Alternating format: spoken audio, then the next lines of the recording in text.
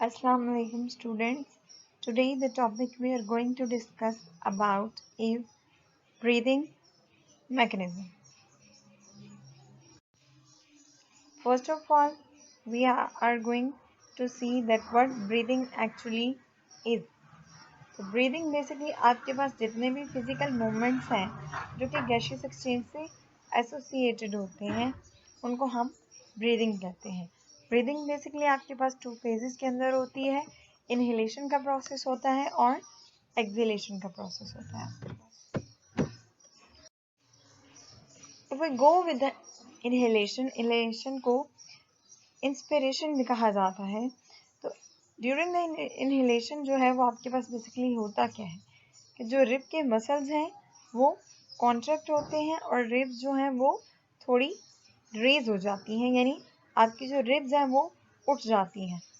At the same time जो dome shape diaphragm है, जो आपकी रिब्स से लोअर पार्ट, जो आपके एब्डोमेन का, जो आपकी बेली का पार्ट है, वो बेसिकली क्या होता है, कॉन्ट्रैक्ट होगा और वो क्या हो जाता है, लोअर हो जाता है।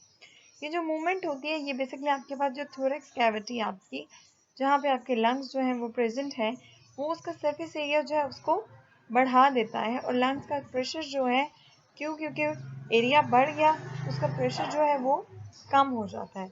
उसके रिजल्ट्स में क्या होता है कि जो लंग्स हैं, जब एरिया ज़्यादा मिलेगा उनको तो वो अल्टीमेटली एक्सपेंड हो जाएंगे। जब ज़्यादा बड़े हो जाएंगे लंग्स, तो ज़्यादा से ज़्यादा एयर जो है वो उनके अंदर पेनिट्रेट कर पाएगी, ज़्यादा ज़्यादा एयर जो है वो अंदर जा पाएगी। तो इस तरह से जो बाहर की तरफ से जो एयर है वो लंग्स में इजीली इक्वलाइज हो जाएगी और प्रेशर जो है वो दोनों लंग्स में जो है वो इक्वल हो जाएगा। इसको हम इनहेलेशन का प्रोसेस कहते हैं। सेकेंड है आपके पास एक्सहेलेशन जैसे expiration.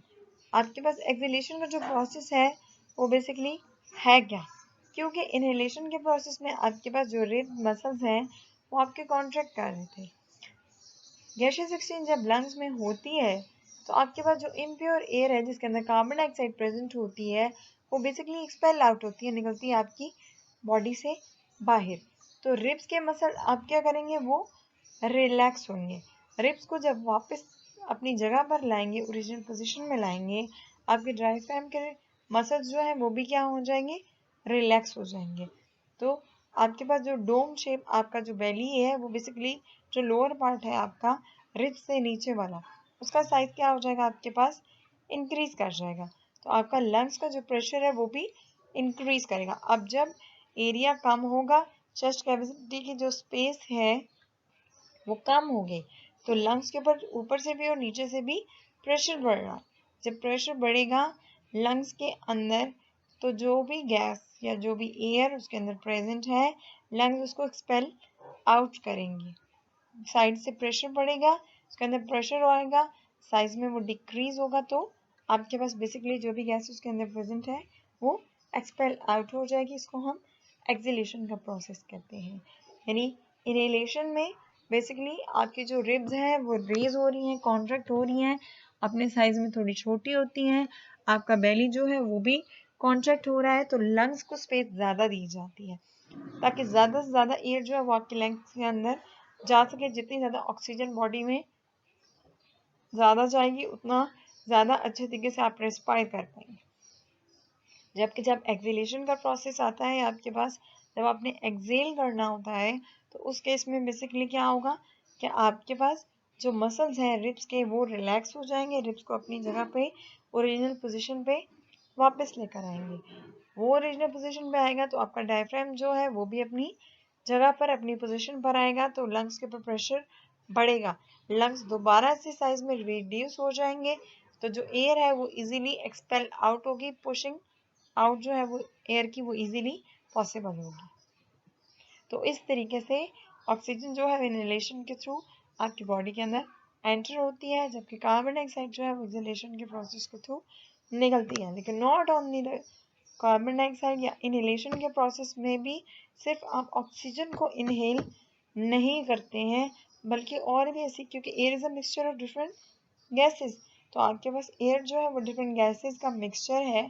So that's why different gases जो है वो आपकी बॉडी के अंदर जाती हैं, लेकिन ऑक्सीजन क्योंकि हमारी बॉडी को लार्जर अमाउंट में चाहिए होते हैं, दैट्स वाई हम जो बेसिकली कंसिडर कर रहे होते हैं वो इनहेलेशन के प्रोसेस में ऑक्सीजन को कर रहे होते हैं और एक्सहेलेशन के प्रोसेस में कार्बन डाइऑक्साइड को, यानी एक ऐसी गैस जो कि हमारी बॉडी के लिए हार्मफुल है, जिससे हमारी बॉडी गेट रिड ऑफ होना चाहती है, तो हम एक्सहेलेशन में मोस्टली इसको कंसिडर करते हैं। लेकिन उसके साथ साथ a few percentage of the other gases is also present in the air that we inhale or exhale. Here is the comparison between the inspired air and the expired air. अब आपके पास inhalation में आप जो air ले रहे हैं उसमें कौन कौन सी गैस जो वो कितने परसेंट अवेलेबल होती है, और जब आप एक्सहेलेशन कर रहे होते हैं, बाहर निकाल रहे होते हैं सांस को, तो आपके पास कौन कौन सी गैसेस जो हैं वो कितने परसेंट प्रेजेंट होती हैं, वो आपके पास यहाँ पे डिफरेंट परसेंटेज दी गई है। अब it look at the amount of the oxygen, तो आपके पास जब आप इनहेल कर रहे हैं एयर को तो 21% ऑक्सीजन जो है आपकी बॉडी के अंदर जाती है, और जब आप एक्सहेल करते हैं तो 16% ऑक्सीजन जो है आपकी बॉडी से बाहर निकलती है। We talk about the amount of the carbon dioxide, तो आपके पास 0.04% जो कार्बन डाइऑक्साइड है जब आप सांस लेते हैं तो हवा के साथ आपकी बॉडी में जाती है, और 4% जो है वो सांस लेने पर बॉडी से बाहर निकलती है। अमाउंट ऑफ नाइट्रोजन जो है वो इनहेलेशन के टाइम पे 79% होती है और एक्सहेलेशन के टाइम पे भी 79% होती है, यानी वो कंज्यूम नहीं हो रही, वो एज इट इज़ जो है वो एक्सहेल कर ली जाती है। अमाउंट ऑफ वाटर वेपर जो है वो वेरिएबल है, वो डिपेंड करता है कि आप किस एटमॉस्फेयर के अंदर इनहेल कर रहे हैं आपके पास, और एक्सहेलेशन के टाइम पे वो सैचुरेटेड होती है, यानी वो डिजोल्व हुई हुई होती है उस एयर के अंदर। वाटर ड्रॉपलेट्स जो वो बेसिकली उस एयर के अंदर डिजोल्व हुए होते हैं जो भी आप एक्सक्रीट आउट कर रहे हैं। अमाउंट ऑफ डस्ट पार्टिकल्स है तो वो भी ऑब्वियसली वेरी करते हैं कि आप किस टाइम किस एटमॉस्फेयर में खड़े हैं, किस जगह पे खड़े हैं, किस सिचुएशन में खड़े हैं, तो वहाँ पे डस्ट पार्टिकल्स किस तरह से हैं। अगर आप फ्रेश एयर के अंदर हैं तो डस्ट पार्टिकल्स की परसेंटेज आपके पास कुछ और होगी। अगर आप एक नॉर्मल एरिया में खड़े हैं जहाँ पे नॉर्मल जो एयर है वो ब्लो कर रही है, तो आपके पास जो डस्ट पार्टिकल्स हैं उनकी परसेंटेज ऑब्वियसली डिफरेंट होगी। लेकिन अगर आप किसी डस्टी एरिया में खड़े हैं, किसी इंडस्ट्रियल एरिया के अंदर हैं, या आप किसी स्ट्रॉमी एरिया में खड़े हैं, तो वहाँ पे भी इन दोनों प्लेसेस के अंदर जो डस्ट पार्टिकल्स के अमाउंट है उनकी जो परसेंटेज है आपके पास वो वेरी करेगी। इंडस्ट्रियल एरिया जो है वो किस तरह का है डिपेंड करता है। स्ट्रॉमी एरिया है तो हाईली स्ट्रॉमी है या नॉर्मल है या मॉडरेट है, तो वो उस पर भी डिपेंड करता है। आपके पास डस्ट पार्टिकल्स की अमाउंट जो है वो अकॉर्डिंग टू द एटमॉस्फेयर जो है वो वेरिएबल होगी, और एक्सहेलेशन के टाइम पे जो है वो ऑलमोस्ट नॉन यानी ना होने के बराबर है आपके पास। And we talk about the temperature, कितना टेम्परेचर आपकी बॉडी के अंदर पेनिट्रेट हो रहा है, जज्ब हो रहा है, और बाहर कितना निकल रहा है। तो अगर आप किसी ऐसी जगह पे खड़े हैं जहाँ पे टेम्परेचर हाई है आपके पास, तो आपकी बॉडी में जो टेम्परेचर है जो हीट जाएगी वो ज़्यादा होगी। लेकिन अगर आप किसी नॉर्मल ठंडे इलाके में खड़े हैं तो जो टेम्परेचर आपकी बॉडी के अंदर एंटर हो रहा है वो भी आपके पास वेरी करता है, कम होगा।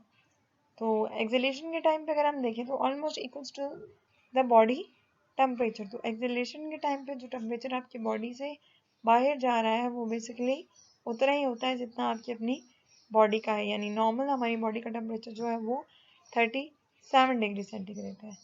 तो at the time of exhalation जो टेम्परेचर आपकी बॉडी जो जैसे आप सांस लेते हैं तो आपकी जो जो सांस होता है आपका वो गर्म होता है, हीट फील होती है उसके अंदर, तो वो बेसिकली उतनी हीट आपकी बॉडी में से निकल रही होती है जितना नॉर्मली आपकी बॉडी का टेम्परेचर है।